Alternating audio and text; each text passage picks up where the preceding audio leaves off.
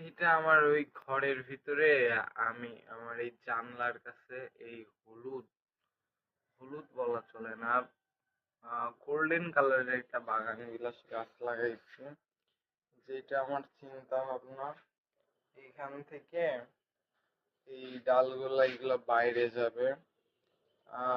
আপাতত কিছু ডাল এখানে রুক্ষ দেখা যাচ্ছে, এটা ঠিক আছে, বাট এই হেলদি, কারণ এই গাছটা এই ফেন্সি বাগান বিলাস গাছটা এগুলো একটু ফুল কম দেয়, রুক্ষ দেখা যায় একটু বেশি। তো আমার বোধহয় একটু মাটি খুঁচাই দেওয়া লাগবে, আমি জাস্ট মাটি খুঁচানোর ওইটাও নিয়ে আসছি, একটু খুঁচাই দিব।